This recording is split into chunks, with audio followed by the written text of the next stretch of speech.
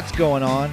This is City Wrestling Radio, and this is our weekly Sunday Night Heat review show from 22 years ago today. Actually, 22 years ago from the recording of this episode. And you could be watching this in 2090 for all I know. I could be watching this as an old man looking back and saying, look at me, look how young I was. Look at my beautiful Star Wars poster that my wife made me throw away when we had kids. Ugh. She better not make you throw that away. Hey, you know what? It's going to be it'll be like my bar neon sign. I don't even know who my wife will be, but whoever it is, I'm not going to let you throw that poster away.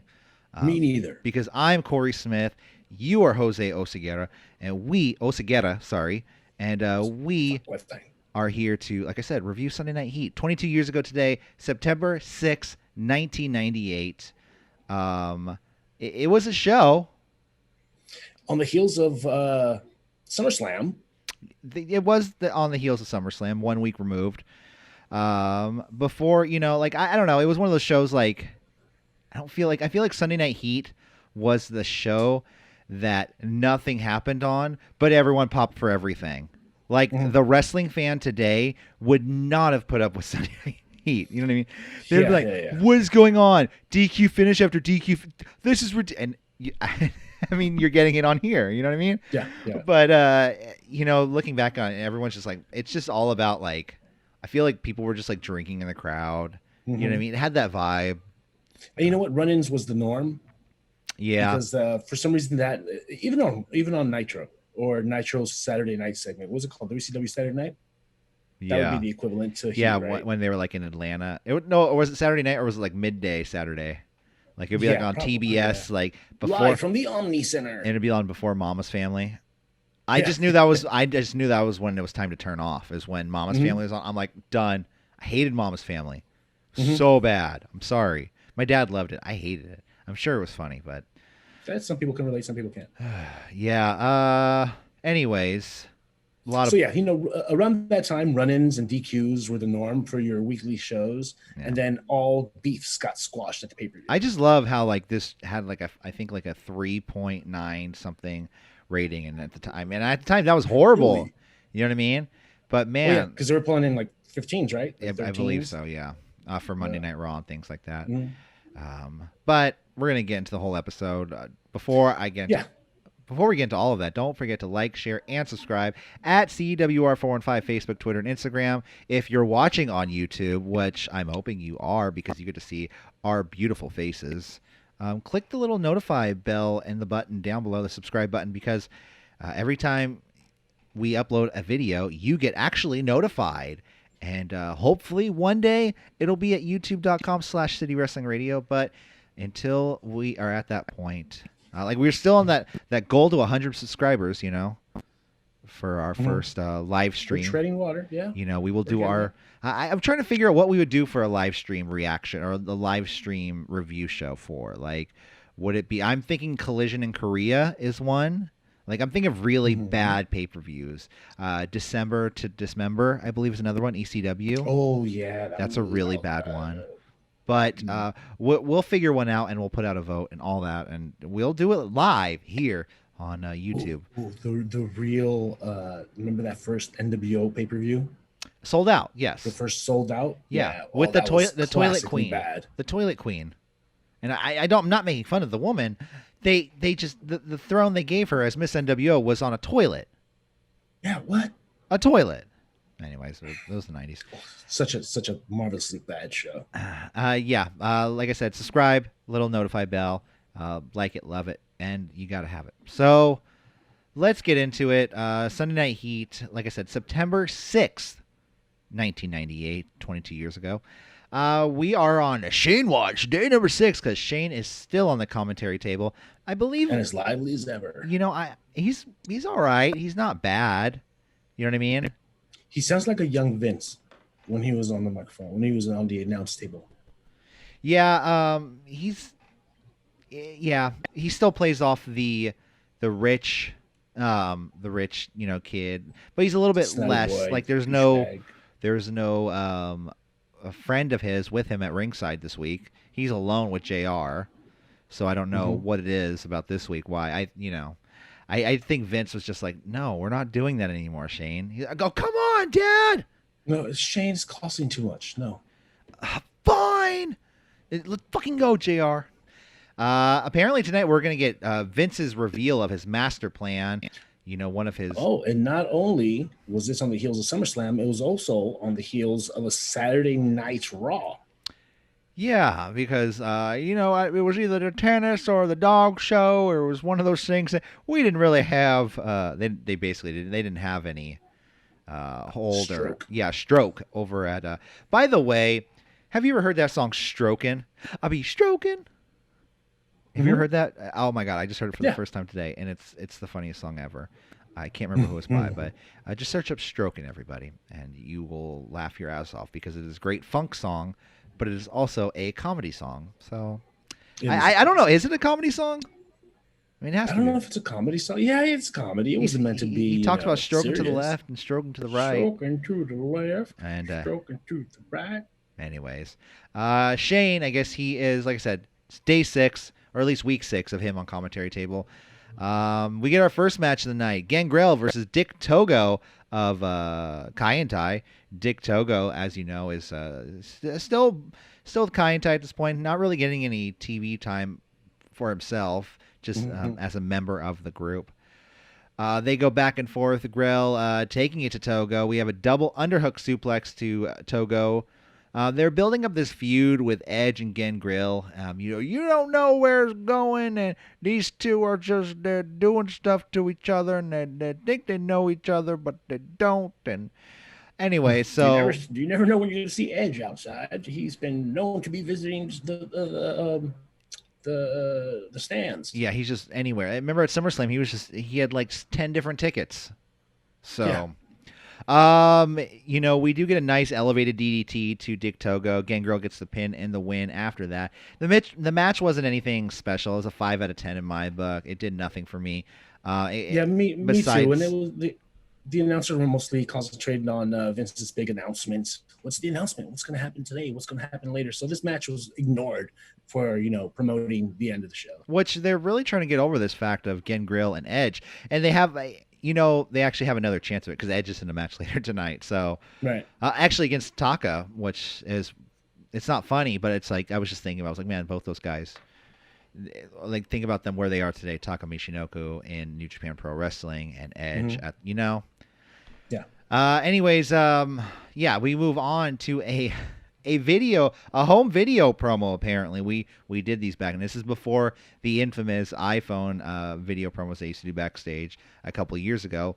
Apparently, this is just funny. I don't know why. This is like, so Jacqueline and Mark Marrow, they are on, I feel like the set of a community access TV show, like award show. It did come out very VHS-y, right? Like they are on the set of like Milwaukee community access, like yearly, like we're going to give the best talk show host for Milwaukee access. It's Don from down the street. Don, here, you have the best newscaster. Here you go. Because it was just some 4 or 5 streamers behind them, gold streamers. And I believe like some deflated balloons. Am I wrong, or do you remember those? I don't remember. Okay, maybe I'm wrong. I could visualize them. Totally. Marrow is giving Jacqueline a replacement trophy after Sable, gave the trophy she won a couple weeks back. Okay, open up your eyes. Oh my God, you did all this? Yeah, I know. Yeah, it's great. They look like I said, it just reeks of community access 1990s. I remember the first time I saw a nude person on community access, I was like, for the next like 10 weeks, I think every Saturday night, I was just like at midnight, I'm like, when is it going to happen again? When is it going to happen again? Why didn't it happen again? What happened? Anyways, then we go to our next match of the evening. We have Bradshaw versus Ken Shamrock, a match that you think Bradshaw. Yeah. I mean, even looking back at Bradshaw, I liked Bradshaw when he was in the APA. I had a poor taste of character when I was younger. I was like, oh, Val Venus and Bradshaw, these are my 2 favorite wrestlers. No, they weren't my favorite, but I still liked them at certain points. The wrestling cowboy boot. I don't think I cared about Bradshaw at this point. I remember him, but I didn't care. You know what I mean? Yeah, me too. Because this was after he got knocked out of the Brawl for All. Yeah. That one he was highly projected to you win. heard why the Brawl for All was created, right?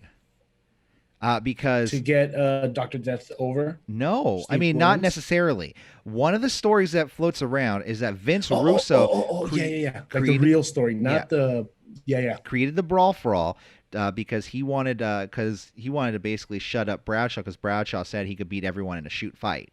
So and he was kind of a backstage bully to people, including Russo. Yeah, he said, "All right, bro, I'm gonna book this shoot fight. You need to get knocked out, bro."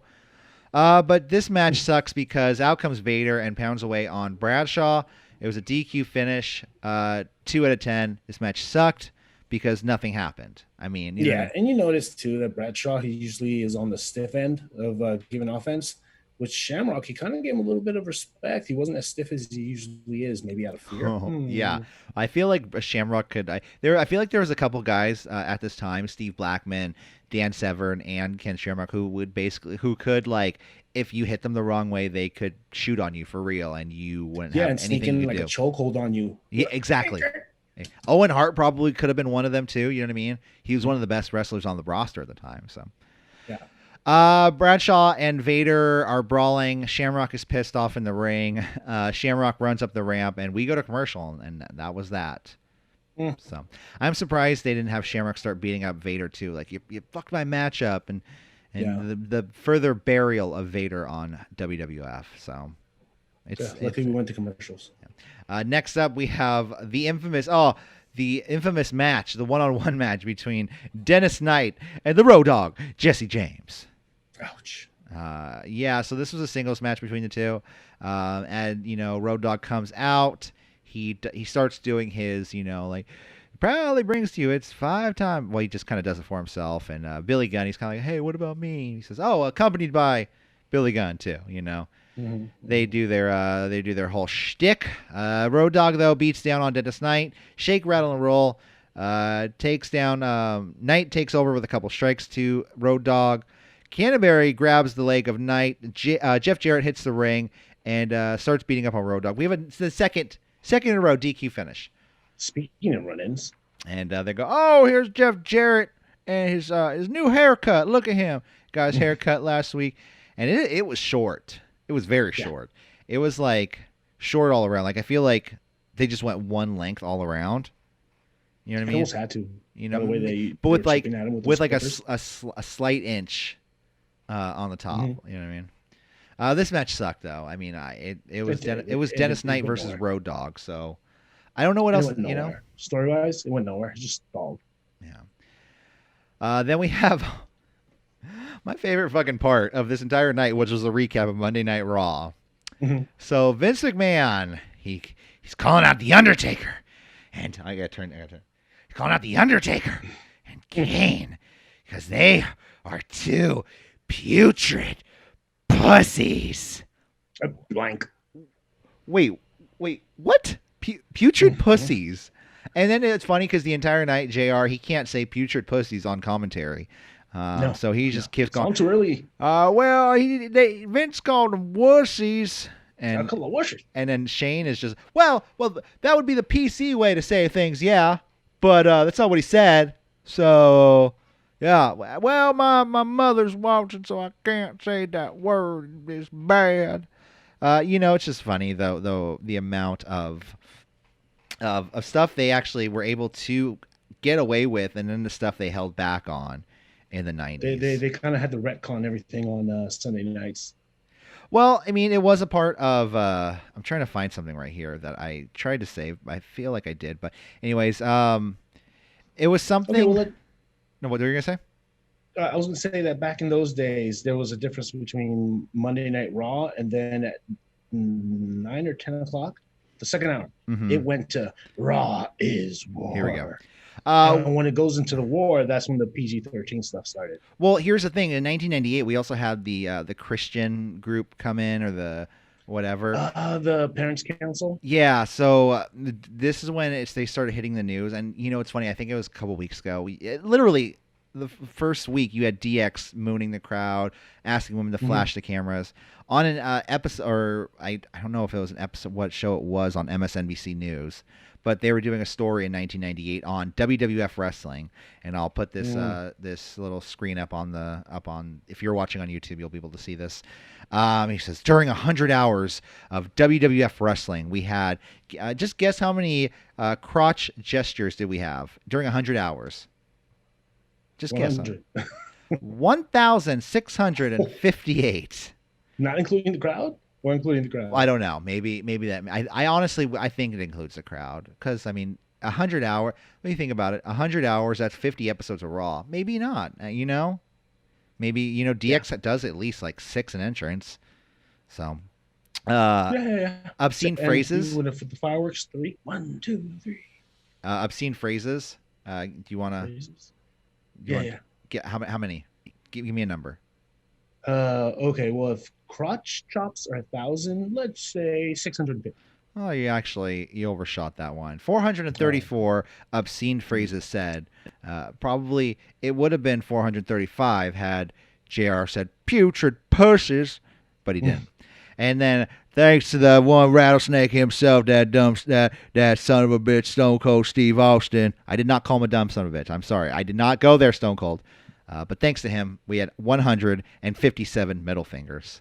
Him alone. I'm sure in 1998, who else was throwing up a middle finger? So no, that was like his thing. Yeah. So then we move to our next match of the evening. We have Undertaker and Kane versus Draws and Animal. And for some reason, we get a second pyro for the evening. Yeah, when we came back from break, we got a weird pyro in ring, and one was actually in the shape of a W. Did you notice that? No, I didn't see that. Maybe that's one. Maybe they did that on purpose. I'm sure they did it on purpose. But it was one of those things I never noticed. Pyro. Yeah, it was weird. It felt like very like, okay, let's just do as much pyro as we can. And the next week you're gonna be like, that was probably a little too much. That was too much pyro, right? It was probably pyro that they forgot to spin on Raw. So, oh no, we got this extra shebang. What are we gonna do with it? I know, we'll come from break. We can't drive with the gunpowder. Well, yeah. So Taker and Kane versus Draws and Animal. For some, Shane keeps calling Taker and Kane a total carnage at the beginning of this match. He goes, "Oh, here comes total carnage to the ring." I'm like, "Oh, okay, that was I don't remember this, but they didn't really call him total carnage the entire time. It was just Shane a couple times. I think it was something that like Shane pitched, and he was trying to get over on TV. You know what I mean? Like, he's like, "Hey, Dad, call him total carnage." It's dumb. Like, stop trying to make fetch a thing. Yeah, I feel like Shane was probably reading Maximum Carnage at the time. You know what I mean? That could have happened. Well, that came out a little bit before. Maybe he read Maximum Carnage. Could be. Yeah. Let's see. Draws is he comes down to the ring, I guess, with a bicep tear. He's like a torn bicep. He's you could call it like the second you see him come out, he's walking. He's kind of limping to the ring. Yeah. Draws and Kane start the match, and for somehow Hawk, who isn't in this match, calls Jim Ross. May I say, for the first time in WWF history, somebody makes a call in? Was this the first time? I mean, I just don't remember. I don't remember anybody calling in and be like, "Yeah, I'm at home. Looks like I'm going to rehab. Talk to you guys in about 6 months." Yeah, so this was Hawk calling in to Sunday Night Heat saying, "Well, I'm gonna go to rehab, and I'm gonna take care of some stuff." And JR says, "Well, keep fighting a good fight. Okay, back to the match." And it was very like not even a good luck. Get well soon. He said keep fighting the good fight, so I mean, that was kind of like, I don't know. It was weird, but I mean, I don't know. I wonder how much of a shoot that actually was, So, let's see. Hawk, he called in. Draws and Kane go back and forth. We have a really nice take. The one good thing about these shows is you see Taker and Kane to the point where they're not being booked as strong as they are like 5-10 years ago. They're being booked like just mid to top. Just some big tough big guys. Yeah, exactly. And you see people like Draws who you didn't think, when you think back, you're like, okay, I remember Draws, but I don't remember him being like a top contender for anything. No, this guy was built as the next tough guy. But thinking back, I'm saying, you know what I mean? And then you get to see this. I'm like, it's really cool. We have a nice tackle, like I said, to Kane by draws. Taker is focused on the left leg of Animal, and then he locks him in a knee bar, and Animal clearly taps. Like the first thing he does, he's wailing. I know there's that thing where you're like, you're flailing, but he clearly went over and went bam, bam, bam. What? Teacher? Yes. There was a line. I don't know when it happened, but during the MMA days, somewhere along that line, WWE and the rest of the wrestling community adopted the tap out. Yeah. Now, I don't know if this is within that era or not, but let's remember that Animal is from the era where you're flailing around and you hit the mat because you're in agony. Yeah. Not because you're tapping out. But you shouldn't be hitting the mat like this. You know what I mean? Where your hands but it wasn't a tapping thing. against the mat. In the 80s, it wasn't a thing. You can do that. And you would tap on it and then hold your hair and then tap on it more. You know what it was? It was smart-ass kids like me watching Monday Night or Sunday Night Heat going, that was a tap out. Why isn't he out of this match? What is going on? I mean, I don't know I don't even know what happened, how this match actually finished. Well, okay. Well, it wasn't a thing, for Animal, because Animal's old school. Oh, yeah. So he wasn't tapping out. Oh, yeah. No, I know. You had to physically say, I quit. I know. I know he thing. didn't legit tap out, but he does look like he taps out. And then he's still in the knee bar, and Draws is trying to get Taker off him. And then they call for the bell. We go to Vince unexpectedly because he comes into the ring. Oh, he's on the ramp. Yeah. You're right. He comes into the ramp. Yeah. And we cut away to him, so we don't know what happens. Did Animal say, I quit and tap? Yeah, that's the thing. We don't know. Did Draws break the 5 count? Hey, dude, you're not supposed to be in here. 1, 2, 3, 4, 5. That's it. DQ, Draws. You lost it. Or did Animal grab the rope because he was close enough to grab a rope and Undertaker didn't break? No. So we don't know what happened. They don't even announce it. They never tell us. But then Vince McMahon, he's like on the, and Vince, I'll say this about Vince. We've talked about WWE doing not poor business. They make billions of dollars. It's not poor business. But like doing so like, oh, they shouldn't do stuff with the Saudis, and he's a Trump supporter. But Vince is a character. Oh my God, he is awesome. Because he is on the ramp, and he is just, the thing is that Taker and Kane, they're beating down on Draws and Animal now, and Vince is just on the ramp. Like, yeah, okay, choke slam him. Okay, now we're gonna leave. But he runs away. But he just runs away before, because Undertaker's looking at him like, what is going on? What the F are you doing out here? Exactly, and it was cool. I liked it, and we'll get more into it later. Takamishinoku versus Edge. Edge. He chases Taka around the ring. Facebuster to Takamishinoku. A really nice tornado DDT to Edge at one point. JR then informs us that Sable, she's not here this week because she's on the set of Pack Blue. She's going to be on there next week. Probably, maybe not doing porno stuff. We don't know. Taka then goes for another DDT, but Edge tosses him. Reverse suplex to Taka. Flapjack to Takamishinoku. Taka then dodges Edge from the top rope, gives him a missile drop. So what happens is Taka dodges Edge from the top rope and gives him a missile drop kick. We have a downward spiral, which is like a flatliner to Takamishinoku, the pin and the win. I thought this was a really good match, as short as it was. I give it a 6 out of 10. Match of the night. Yeah, I mean, absolutely. Edge in his time, in his early career, is really, really good. He would look good against anyone, yeah. Then Edge just leaves. And the one thing about Edge though during this time is they cannot trust the fans with wrestlers through the crowd because they had someone leading them. I don't know if you noticed that, but with Edge, when he walked through the crowd, he had some big buff WWE security guy with him that he was holding on to. Whereas nowadays, did you see somebody mush his head? Who, Edge? Yeah. No. When he came into the ring, no. Some fan at first glance, it looked like some fan just smacked him in the head. Oh Jesus! But it was more like we love you, Edge. But Edge kind of went along like, watch out, dude. Yeah, no wonder. Nowadays, wrestlers are No, stay back, guys. Stay. Like, you have fans now that, like, even I do the thing where I'm like, stand back, guys, stand back. Like, I pretend like I'm working the show. I'm like, it's okay, guys. Like, at an indie show, I'm like, they're about to do a spot, guys. Get out of the way. Yeah. Back in the day, they were just like, fuck yeah. Yeah, no, there was a point. I forgot what happened. Somebody was making a run in or something, and then you saw the people in the first 5 rows like jump out of their seats and go over the railing like angry animals. Oh, shit. I hate that. I hate that stuff. I would not have survived in that crowd. We cut to the ramp, like literally as Edge is leaving the ring. We cut up the ramp to Taker and Kane bringing down Patterson and Briscoe to call out Vince McMahon. Taker says, "I'll give you 10 seconds to come down here, before we take out your trusted stooges. I'm the Undertaker." He had to make sure to tell everyone he was the Undertaker. He didn't say that, though. Vince doesn't come out, though, and Taker and Kane proceed to beat down on Patterson and Briscoe. At least this is at the point of their career where they could still take bumps. You know what I mean? One of them didn't take Kane's. I think it was Briscoe. Well. Yeah. Austin, he's outside on his giant cell phone, and he's a total dick because a cameraman just tries to walk up to him, and he just kicks him. At least he didn't kick and stun him. He just kicked him.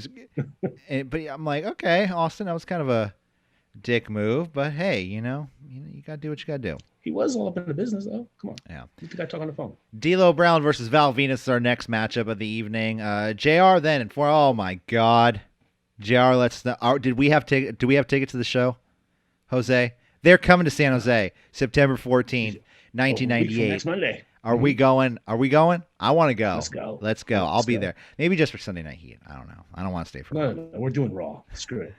That was something I liked when I heard that. I was like, oh shit, that's near us. That's our area, because they wouldn't come to San Francisco or Oakland, because why would they?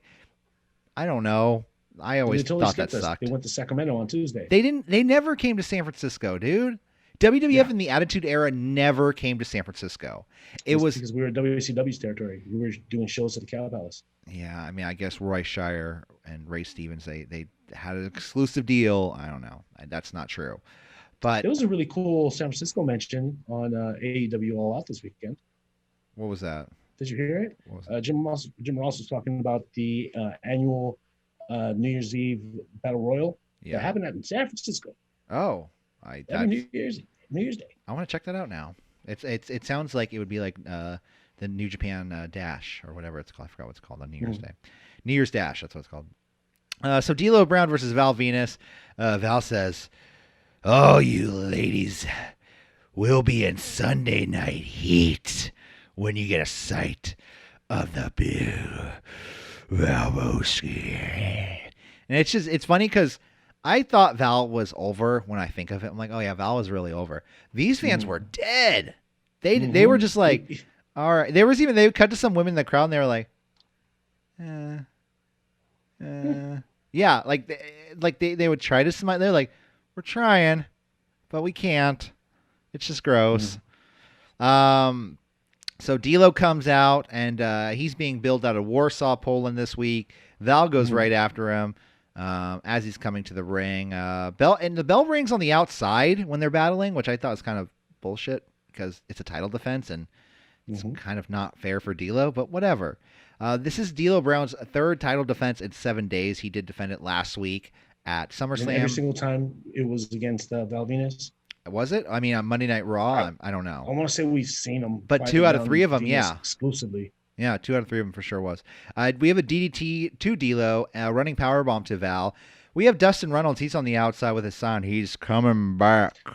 Oh, with a big wad of tobacco in his jaw. And, it's funny. Did you see that? No, did he? Yeah, big wad. He's coming back. The fans were like all over. He was just chilling. He was like, yeah, he's coming back.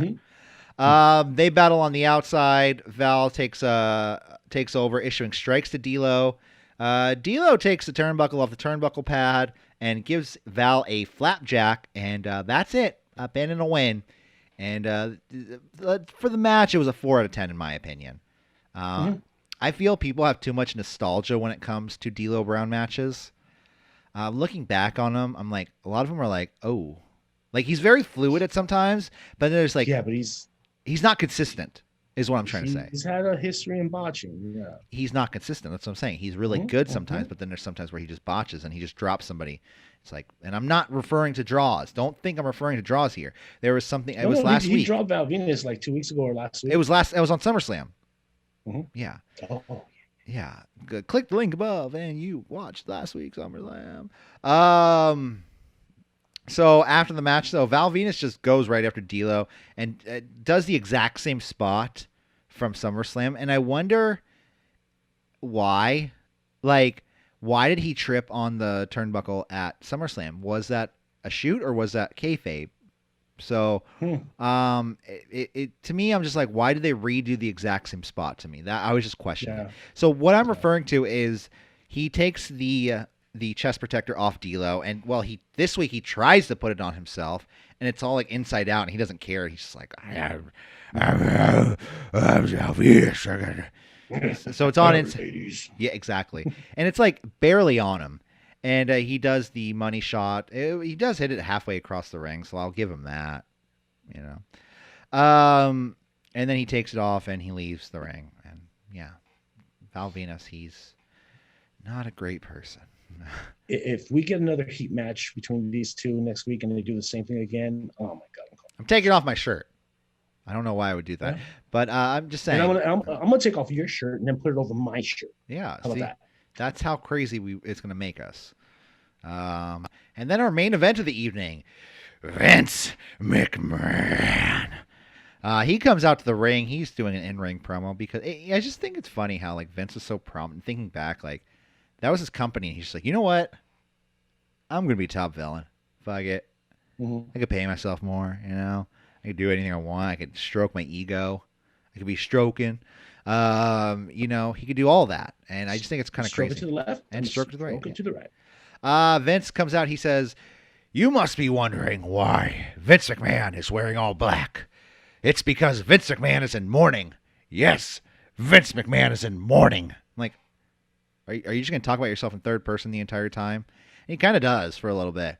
The crowd begins to chant for Stone Cold Steve Austin.